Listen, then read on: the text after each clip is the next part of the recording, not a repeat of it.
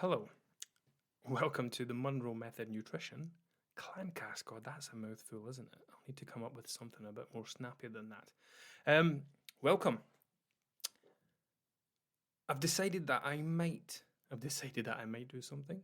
Um, I've almost decided that I am going to make this a public podcast because it makes sense, right? If I'm going to record something and put it out there for our members, why not just put it out there for the whole wide world to hear? And then everyone can benefit and learn a bit more and all that stuff. So, for the benefit of those that might not be too clued up in who I am, my name is Jason Monroe. I am an MNU certified nutritionist. I have been helping people with their nutrition, their weight, their lifestyle, their mindset since around 2016, towards the end of 2016, through 2017, and for the last 6 months of 2017. I started to create what was going to be, at that time, Monroe Fitness, because that was my name on Instagram, and it was about documenting my own weight and wellness and fitness journey. So it was just a kind of natural progression that when I did, monetize my help and my advice and my coaching on the 1st of January 2018, Monroe Fitness was just the way it went. Today, almost exactly, I mean, we're like a month and a bit away. 4 years on, we are now Monroe Method Nutrition, which makes me feel wonderful. I went through a time where I was like, why are we called Monroe Fitness? That's such a confusing message when I'm not a fitness professional. So I rebranded at the start of this year, 2021, and I've felt much better about it since. So, what is the purpose of this podcast? I started a podcast 2 years ago, 2019. I went to my mother-in-law's caravan. The acoustics were great in there for recording a podcast. No echo, no nothing. Lots of soft furnishings. It sounded great. So I recorded one episode, and that was it. I didn't do anything else after that. I prefer video for some reason. But I asked our members a couple of weeks ago, what more could I be doing for you? What more would you like to see in this group? Because it's all good and well me coming up with ideas, but my ideas might not be as useful as I think they're going to be. So one of the wonderful suggestions that we had, and a few people kind of backed it up, was that we do a podcast.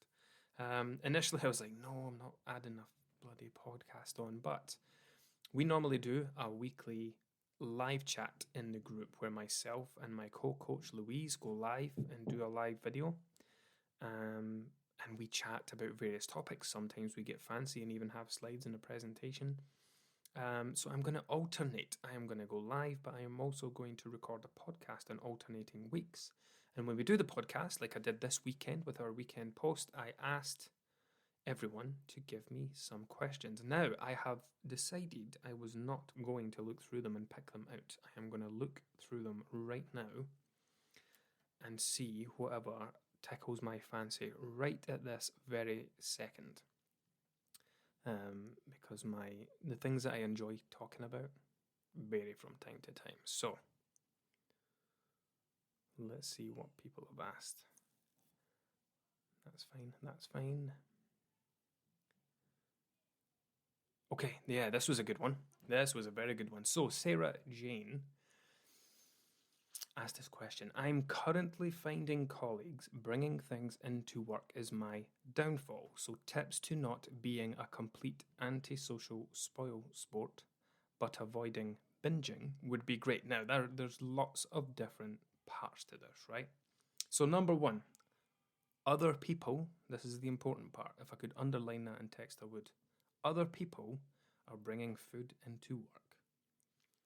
That has absolutely nothing to do with you. This is a really important thing to remember, right? What other people are doing, especially when it comes to food, has nothing to do with you at all. And this comes back to bringing our thoughts back to what food is. Food is, there's probably some cool way to say this, but I'm probably not going to do it off the top of my head. But food is a physical representation of the fuel that we consume, right?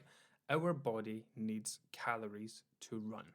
It needs the energy contained within something to actually fuel it each day, in the same way that a petrol car runs on petrol, a diesel car runs on diesel. Our body requires fuel. It just so happens that that fuel comes from the foods that we consume.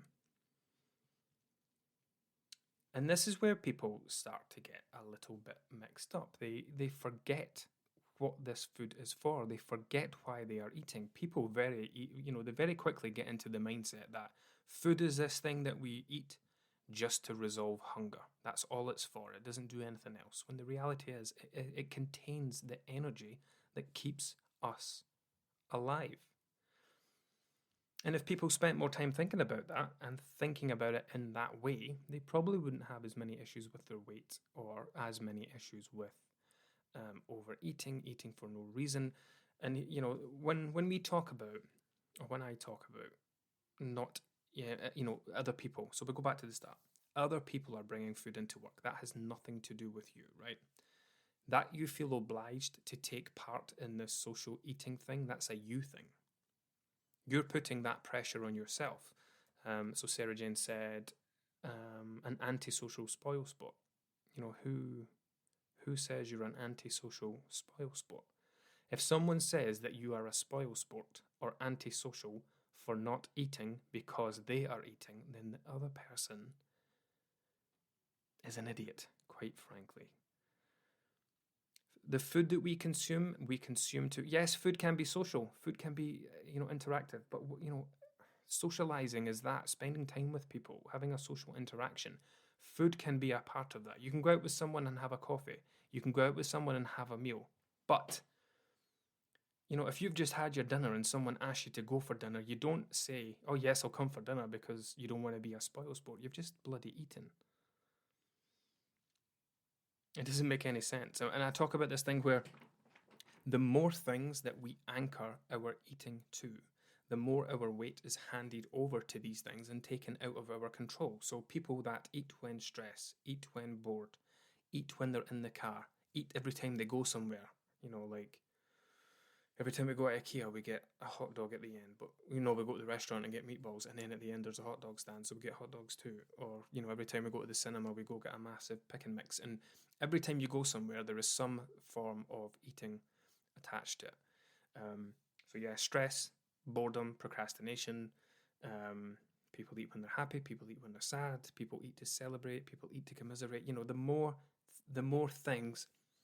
Once we externalize the way that our reasons for eating, then your body has no say in it. Remember, your body has these internal mechanisms that are working all of the time to achieve homeostasis. Okay, homeostasis is the kind of equilibrium, the balance of all things. Your body is trying to achieve homeostasis. Your body needs a certain amount of water in a day. How much exactly will vary massively from person to person. But when you are thirsty, it's because your body needs more water to help maintain this homeostasis. When your body tells you you're hungry, it's the same reason. Your body's trying. We've used energy today, we need to replace that energy. Your body's trying to maintain this homeostasis. But, and again, like even when you're eating, have you ever noticed when you're eating and you're starting to eat too much, you start to feel full? Have you ever reached the point where you've eaten so much that your stomach your throat is starting to close up? Your body's actually trying to physically stop you from putting more in. Things that used to happen to me once upon a time when I had a terrible relationship with food. This is your body telling you it's time to stop. And when we override these things, when we eat when we're not hungry, when we keep eating when we're full, when we eat right after we've eaten, when we're eating for no reason, just because we're sat in front of the TV, just because we're having a cup of tea and we've attached this thing where we always have 2 or 3 biscuits. And then that's another one that you anchor it to. If you have 2 or 3 biscuits with a cup of tea, how many biscuits you have in a day is determined by how many cups of tea you have in a day. So again, handing over consumption to something else to have it.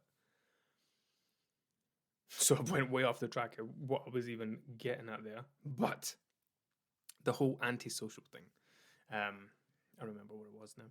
The whole antisocial thing, if you do not have a reason for eating, then you don't need to eat.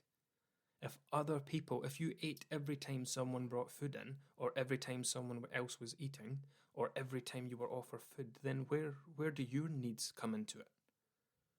You're allowing your weight to be governed by other people, by other things, by the external. But at the same time, you're choosing to do it. So you're responsible for doing that. So the only reason, Sarah Jane, that you feel like, or you might feel like, some sort of antisocial spoil sport is because that's a vision of yourself that you're creating. That's completely on you.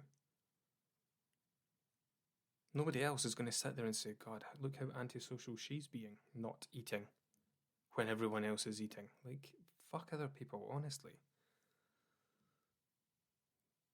It's something that really bugs me. You know, when I worked in my old job, I tell this story quite a lot now. I once threw a chair at someone for commenting on my eating habits. Because I just had my lunch, and then I came back up and had something else because I left a big bit of my lunch because it wasn't very good.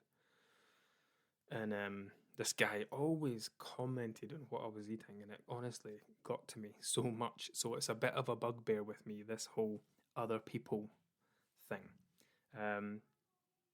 So yeah, the reason that's your downfall is that you allow it to be.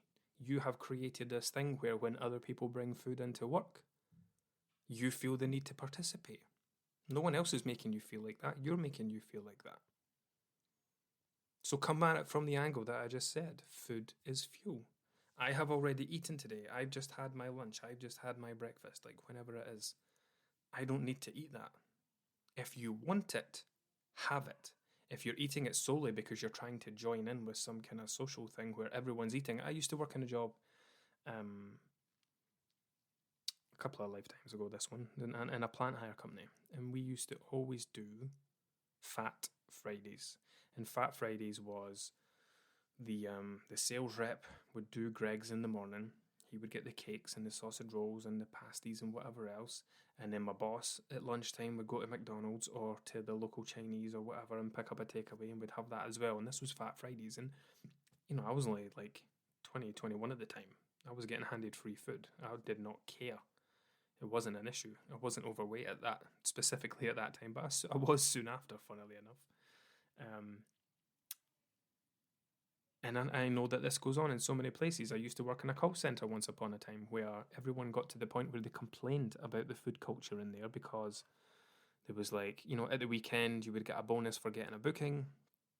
It was at Thomas Cook. I think I said call centre. It was a Thomas Cook call centre, travel agent. Every time you got a booking, you could go up and pick a cake or a sweet or something, and so many people complained about it because many people had issues with their weight in there. We sat down all day on phones, not doing much. And yeah, we all complained about it, and they changed. You know, someone that left the company started their own fine foods business, and she used to come in at the weekends with crates of fruit. Every time you got a booking, you got to go up and get a piece of fruit. So, I mean, this kind of culture goes on everywhere. But it is entirely within your control to choose whether or not you are going to participate in it. Now, the last part of what you said, which is completely separate, avoiding, but yeah, it was tied into it in this context, so I'll read it out again. I'm currently finding colleagues bringing things into work is my downfall, so tips to not being a completely antisocial spoil sport. To not being a completely antisocial spoil sport and avoiding binging would be great. Now, binging, that's also a choice. Why? Where does the binging part come into this? This is very black and white thinking. Like, you're either an antisocial spoil sport or you're binging.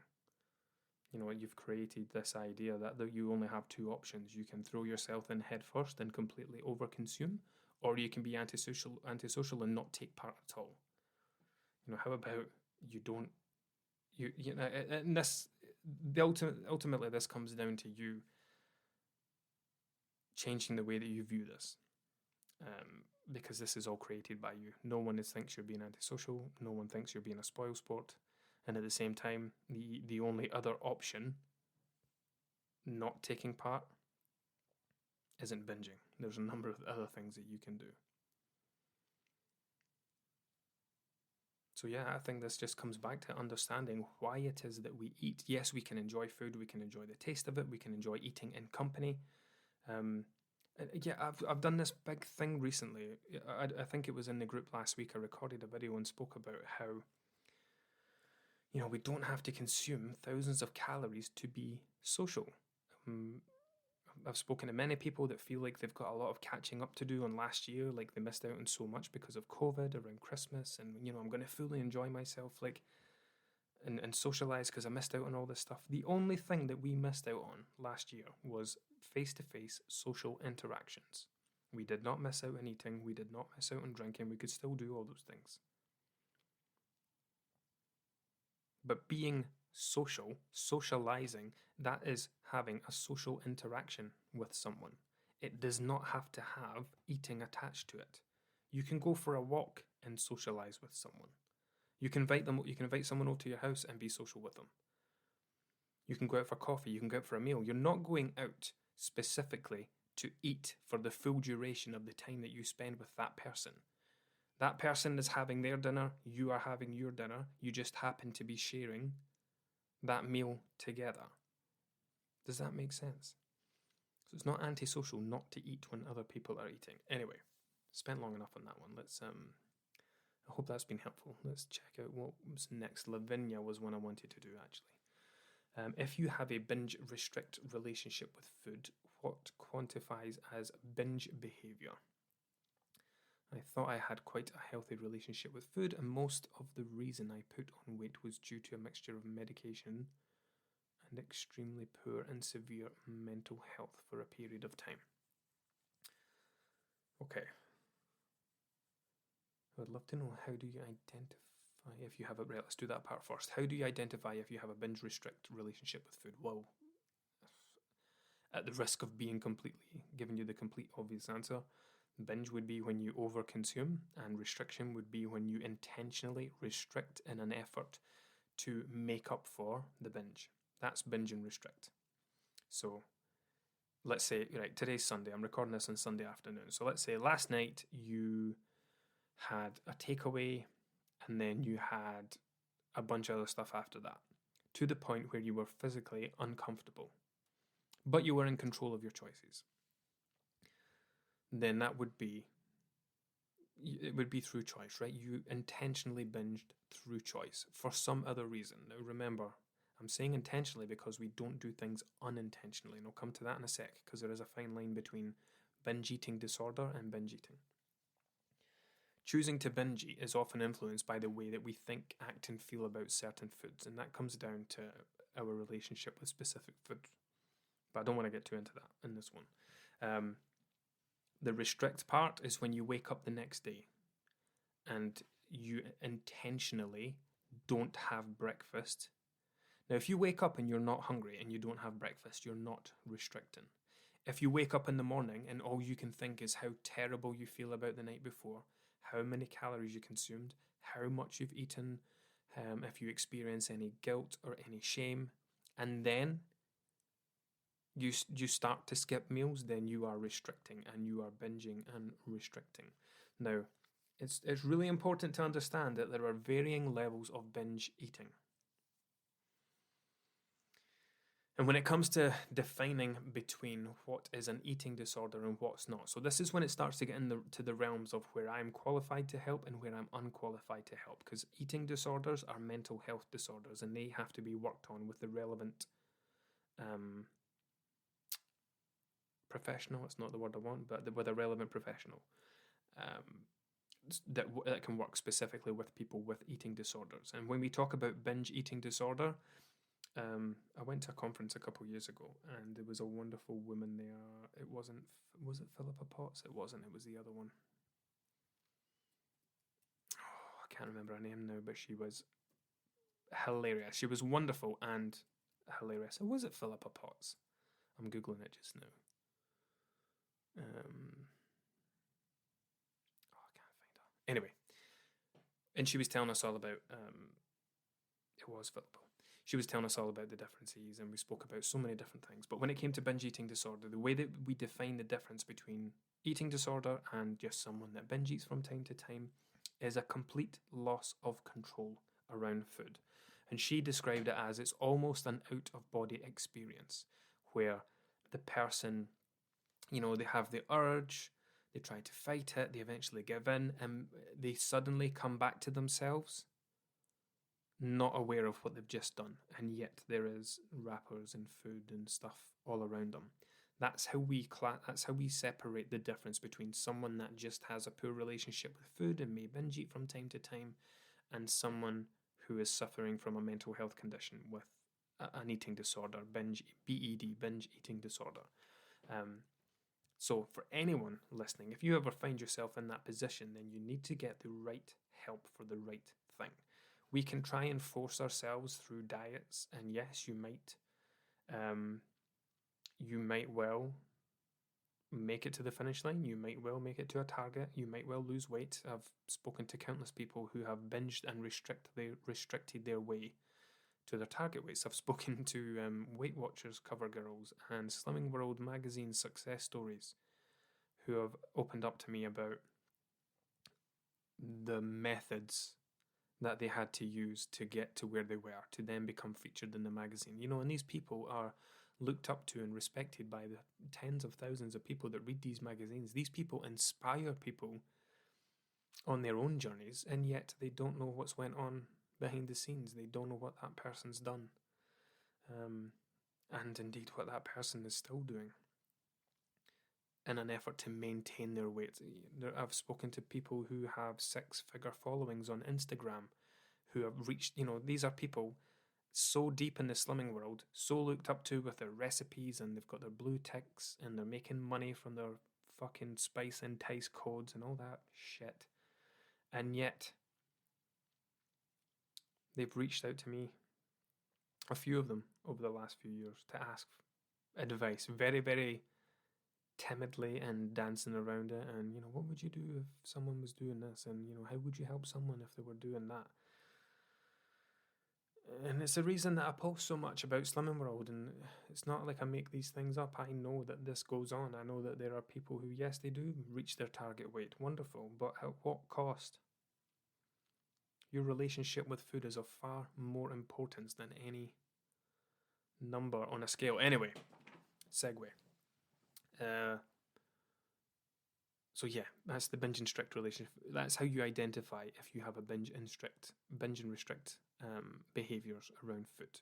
So binge behavior is intentionally over consuming. And I say, you may feel like it's not intentional. It is. If it wasn't intentional, you wouldn't do it. No one else is doing it. No one's pinning you down. No one is putting food in your mouth. No one is working your jaws to make you chew it and then massaging your throat to make you swallow it. You are doing that. So it is a choice. It can often feel like it's not a choice, but it is. And the difference between, as I said, if there are people who do have BED who are having complete out-of-body experiences where it's like someone else has taken over. Those are the people that need the right help for the right thing, not a diet, not to lose weight, not to chase numbers on a scale. They need to address that before they even think about anything else.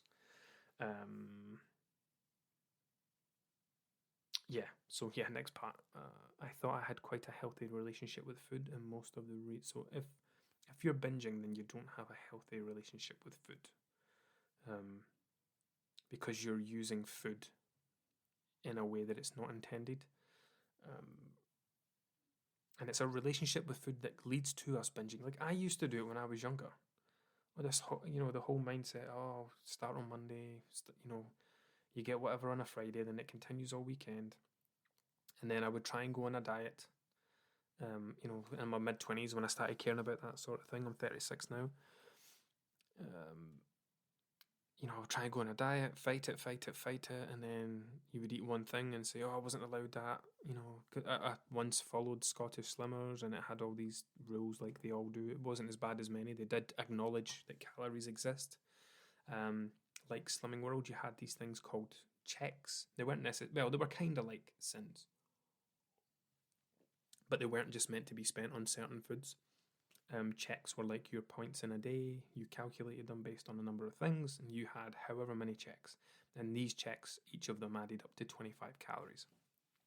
I can't remember what sins might be the same. It's supposed to be something like 20-25 calories, something like that.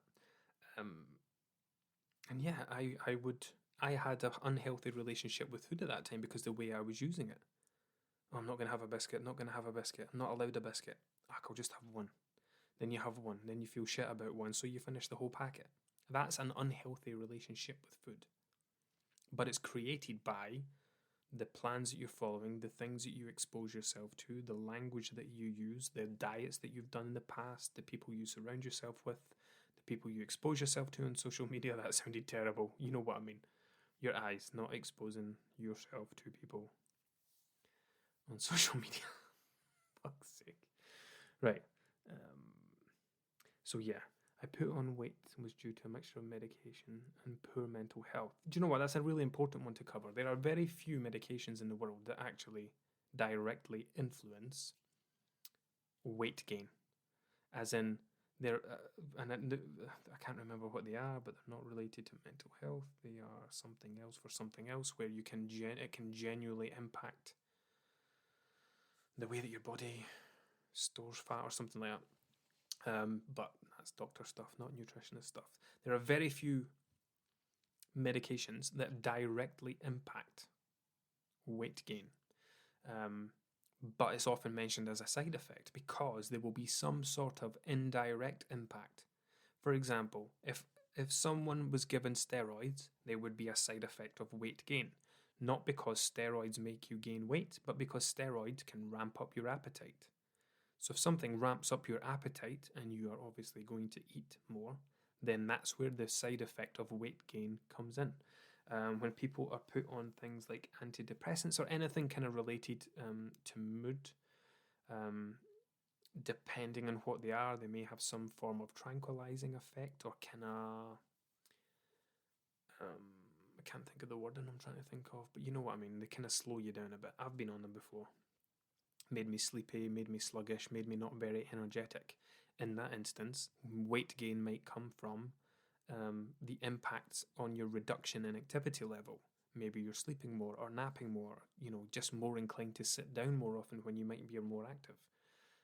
So you can see how in those both examples, one indirectly impacting weight gain through the increase in appetite with steroids, the other one when it's kind of mood enhancers or suppressants, whatever the instance may be, activity level reducing can then lead to weight gain. So yeah, I think I can answer all of that there because the other part was more just telling me about mental health. If something influences your mental health, and then again, as I said, I've went through terrible periods of stress and anxiety.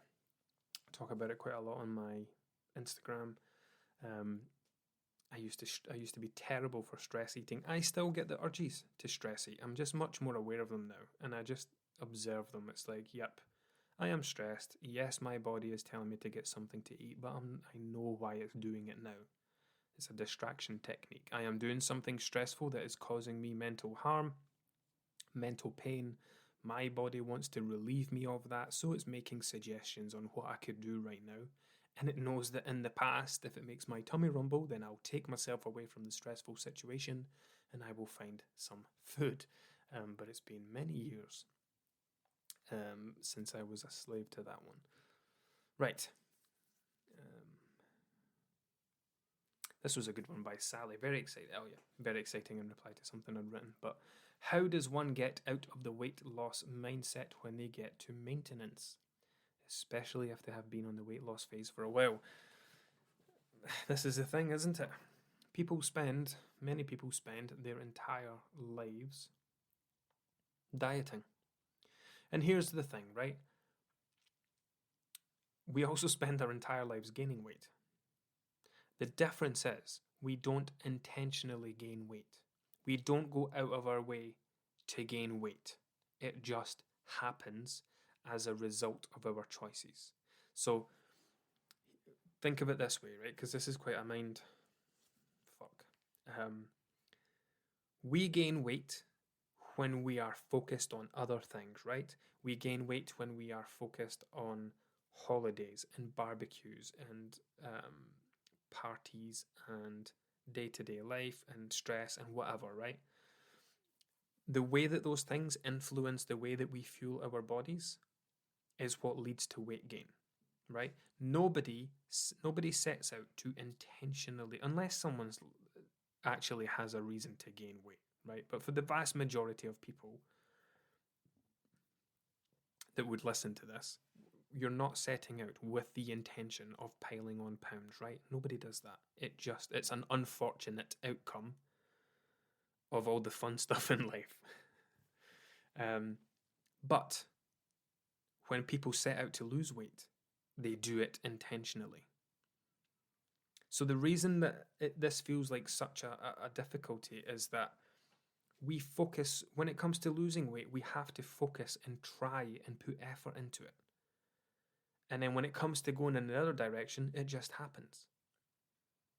And we forget to acknowledge the fact that we have indeed gained weight in the past. We have maintained our weight in the past. However, we didn't focus on those things.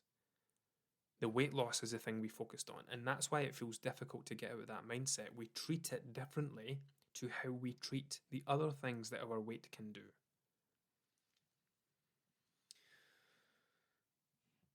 So yeah, I've helped in some shape or form well over 10,000 people in the last 4 years, 5 years by this point.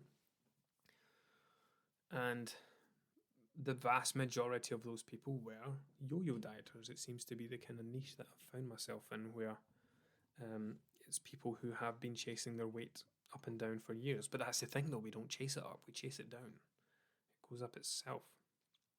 And this is why, at the kind of core of our approach, the things that we do, the tracking, the calories, the macros, the education, all of this has a purpose. The purpose isn't to keep it going forever. The purpose is to learn. The purpose is to teach. We use these things as tools to teach us what a balanced plate of food looks like, what a balanced day of eating looks like, to learn the nutritional values of the things that we consume, to learn portion sizes, to learn how to put meals together that will satisfy us and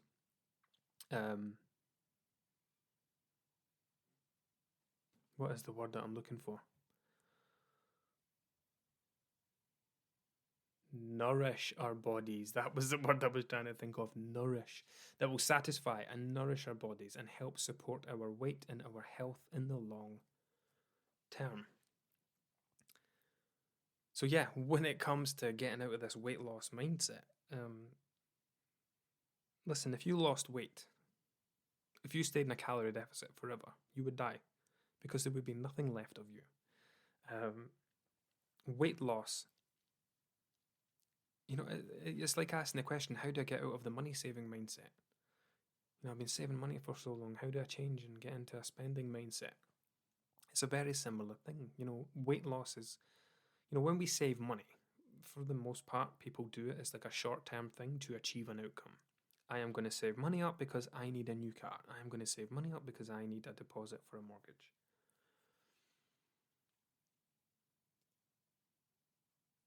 And yeah, when we go on a diet, a short-term diet, it's to achieve an outcome. I often talk about it like not dieting, not being a diet, but I have different, people use the word diet and don't understand what it means. So like that diet, the word diet has two definitions, okay? The first one is the types of foods that an individual or a group or a community habitually consumes, right? So that would be like the British diet, or the Kitvan people diet, or the Mediterranean diet, right? Or your diet. Now, your diet is not the thing that you do or don't do. Your diet is everything that you're already doing all of the time.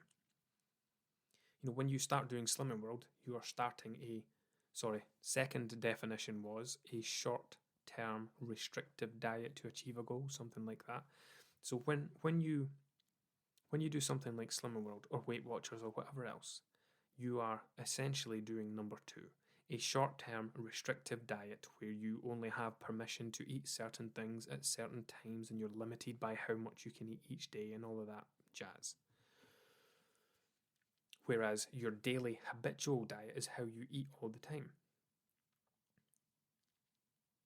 So even when you're gaining weight or whatever else, when you're not focused on weight loss, you still have a diet. It's just the unhelpful one that's leading to weight gain. And this is why everything that we do inside Monroe Nutrition, it is all geared towards the long term. It is all geared towards creating a new, the things that we do to teach and encourage and all of that inside our group has a place in everyone's future. They don't have to, but get to the end of the time with us and then track for the rest of their lives. You cannot track for 3, 4, 5, 6 months and not have learned something along the way. You should be able to take away that tracking app and carry on eating exactly as you have been for the last 6 months, say. The app isn't, tracking apps don't tell us what to eat. We are using the app. We are telling the app what we are eating. I think that's probably another reason that people do terribly when it comes to calorie counting or setting out using MyFitnessPal on their own. They allow the app to tell them, if you're going into an app to say, what am I allowed to eat today? What do I have left? How many calories do I have left to eat? Then you're completely losing sight of why it is you're tracking. You are tracking your calories. Your calories are not tracking you. That doesn't work, does it? But you get the idea. We're telling the app. The app's not telling us. We're the ones in control. The app's not controlling us. So yeah, tangent. When it comes to maintenance, I suppose the best way to think of it is that weight loss is the easy bit, right? Now you might be laughing out loud or shaking your head in disgust at that, but hear me out. How many times have you lost weight in the past? Take a moment to think about it. How many years have you spent focused on weight loss? How many times have you dieted down to a certain weight and then you've stopped and put it back on again? Weight loss is the easy part. The hard part is your inability to maintain that loss, because that's the part where you keep failing. I don't want to say failing unless you're intentionally doing it, and unless you're intentionally trying to maintain your weight.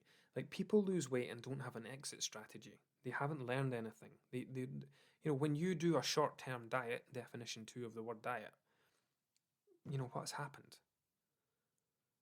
Something has to happen from A to B so that you don't go back to A again. So again, weight loss is the easy bit. You have done it countless times. You know that you can do it. What you don't know how to do is maintain your weight. What you don't know how to do is live your life in a way that doesn't lead to weight gain. That's the hard part. Gaining weight is easy. But the ability to not gain weight, that's the hard part.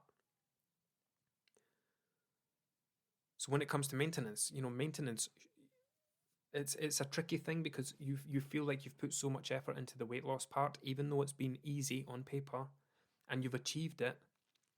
It's been difficult, it's felt difficult, but ultimately it is not hard to lose weight. It can just be hard to find the motivation to do things sometimes. It can be hard to be patient sometimes. It's all the little parts of it. On paper, consume fewer calories than you burn and you will lose fat. Every person in the world will lose fat in a calorie deficit. It just comes down to creating a way of doing that you enjoy and that you can sustain until you do achieve whatever outcome. But ultimately, it's the easiest part. The real challenge that you should be relishing is the next part. You should be getting to that point where you say, right, this is the last time I am going to spend that time, energy, money, and space getting to this number on a scale, getting to this dress size, getting to this level of confidence where I enjoy having my picture taken and, not hiding myself in photos of the kids or deleting pictures, whatever your thing is specific to you. It's all good and well me saying, oh, you should be able to accept your body and blah, blah, blah. but it just doesn't work. You can't just tell someone, yeah, you should just accept yourself. It doesn't work. It's something you have to learn on your own in time.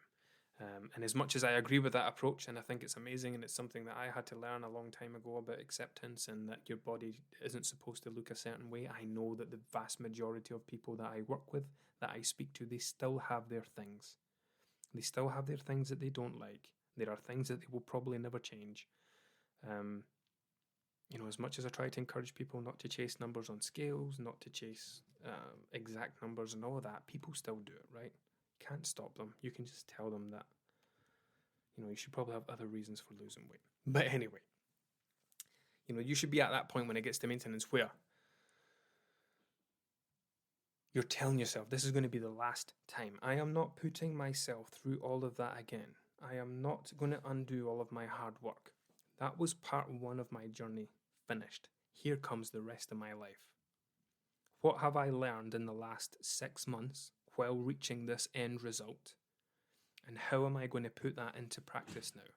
And I know that with the people that I work with and the things that we teach them and the balance of nutrition that we encourage and all those other things, that if they carry on as they are doing most of the things most of the time, then they will more or less maintain their weight in the long term. Remember that weight maintenance is not about keeping your weight at an exact number on the scale for the rest of your life. You will lose and gain weight forever. You are supposed to. You have been doing it since the day you were born. You will do it until you leave this earth. What we are trying to do is get to a point where we maintain our weight within a manageable range. Let's say, pulling numbers out of the sky, let's say after Christmas and New Year, you are 10 stone. And then with no effort, with little effort, maybe, through that start of the year, things settle down a bit and your weight comes down a bit. And then the weather starts to pick up in spring and into summer and you become a bit more social and whatever. And your weight goes up a little bit more. And then at the end of summer, it starts to come down again. And then Christmas, we call this seasonal weight gain. Our weight is supposed to go up and down like this. Weight maintenance is not keeping those scales at an exact number for the rest of your life. It's knowing how to not allow it to drift too far in either direction. I've worked with many people who will be, when people join us and they we do their starting figures and we ask the question, tell us a bit about your dieting history. And it's like, oh, I've lost 5 stone 3 times, but always put it back on again. That's not weight maintenance. That's extreme weight gain and loss. That's what we're trying to get away from when the things that we teach. If someone comes to me and says, oh, this year I put on a stone, then I lost a stone, that's weight maintenance to me. Losing 5 kilos, gaining 5 kilos year after year, that's weight maintenance. Having the ability to perform maintenance on your weight if and when you feel you need to. We all know that, we all have comfortable weights. We all know where we are. I'm not comfortable right at this very second as I'm talking. My weight has increased a little bit over the summer. I started this year very, very lean. I went through this weird thing last Christmas where I was in a deficit and lost like 18 pounds through December and started the year very lean at my lightest ever weight. And that lasted until the springtime.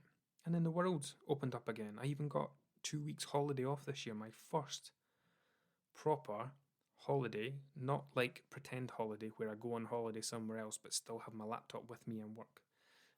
So yeah, this was a very different year for me. And my weight is the outcome of how my year has went. And if I really feel the need to do something about it, then I will. That's weight maintenance. But people often feel very disempowered because, they feel like they're just, I'm past that point now. I know that if I want to do something about it, I can. Just like that.